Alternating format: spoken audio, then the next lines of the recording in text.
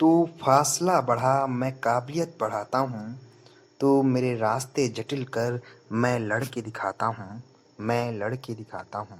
आज हम आपके सामने नवाजुद्दीन सिद्दीकी की सक्सेस स्टोरी रखने जा रहे हैं। इन्होंने किस प्रकार कम समय में सक्सेस को हासिल किया, एक गांव से निकलकर फिल्मी दुनिया में कैसे अपने आप को उतारें और कैसे इसमें सक्सेस हुए, इसके बारे में हम आपके सामने पेश करेंगे। इंसान के दिल और दिमाग में अगर काम के प्रति जुनून हो और कुछ बनने की ख्वाहिश हो तो वो क्या नहीं कर सकता। उसके लिए यह कोई मायने नहीं रहता कि वो गांव से है या शहर से। यूपी के मुजफ्फरनगर के एक छोटे से बुढ़ाना गांव के होने के बावजूद भी अपनी लगन और मेहनत से हिंदी सिनेमा में अपनी एक छाप छोड़ी हुई है। एक आम इंसान का बॉलीवुड में काम करना और उसे अपने आप को बहुत कम समय में एक अच्छे एक्टर के रूप में बॉलीवुड की दुनिया में साबित करना, दोनों बहुत बड़ी बात है। अगर एक आम इंसान बॉलीवुड उद्योग का सफल अभिनेता बन भी गया तो सोचिए कि यहाँ तक पहुँचने के लिए उसको कितनी मेहनत करनी पड़ी होगी। उनका जन्म 19 मई 1974 को मुजफ्फरनगर के एक छोटे से गांव में हुआ था। वह अपने 9 भाई बहनों में से सबसे बड़े थे और किसान परिवार से थे। उनका बचपन मुजफ्फरनगर की गलियों में गुजरा था और यहीं से ही उन्होंने अपनी बुनियादी शिक्षा प्राप्त की। फिर आगे की पढ़ाई के लिए वह हरिद्वार गए और वह वहाँ से नवाजुद्दीन सिद्दीकी ने गुरुकुल कांगरी विश्वविद्यालय से बैचलर ऑफ साइंस में केमिस्ट्री की डिग्री प्राप्त की। अपनी स्टडी पूरी करने के बाद वह छोटी-मोटी नौकरी करने लगे, लेकिन नौकरी में मन न लगने की वजह से वह कुछ ही समय में दिल्ली आ गए। नवाजुद्दीन सिद्दीकी का दिल्ली आने का मकसद केवल एक्टर बनने का था और उन्होंने साक्षी थिएटर ग्रुप को ज्वाइन किया और वहीं से एक्टिंग सीखने लगे। इसी थिएटर में नवाजुद्दीन की मुलाकात मनोज बाजपेयी और सौरभ शुक्ला से हुई।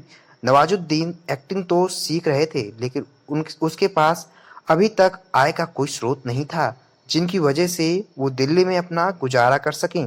इसलिए संघर्ष के दिन में वो नोएडा दिल्ली में टाइट बनाती एक फैक्ट्री में सिक्योरिटी गार्ड की जॉब करने लगे और शाम को फिर साक्षी थिएटर में एक्टिंग सीखने लग आते थे।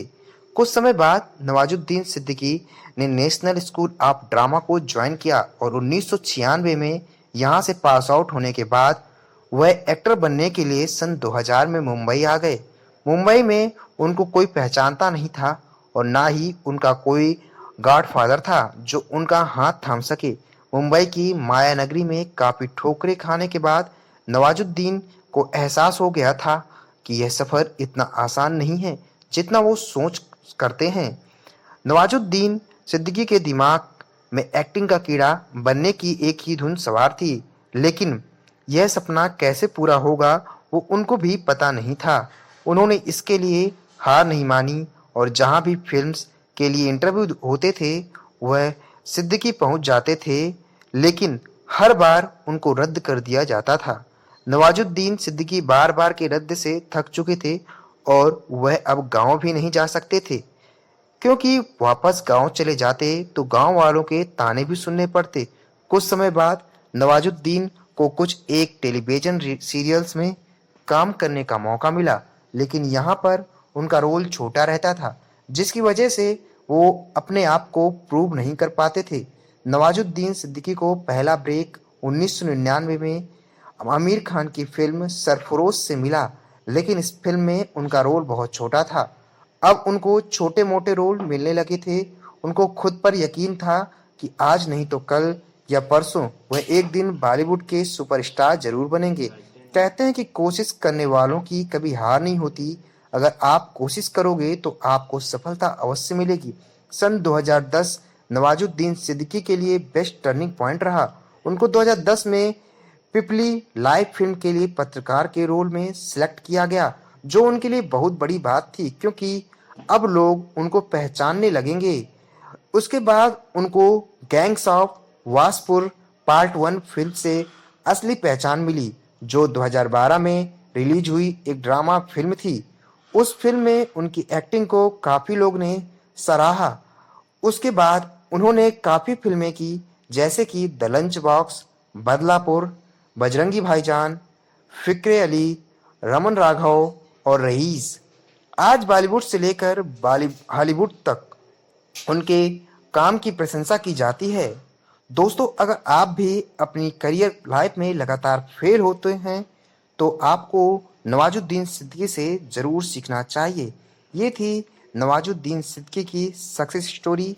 इसी तरह की और भी स्टोरी के साथ हम आपके सामने प्रस्तुत होते रहेंगे। तब तक के लिए अलविदा।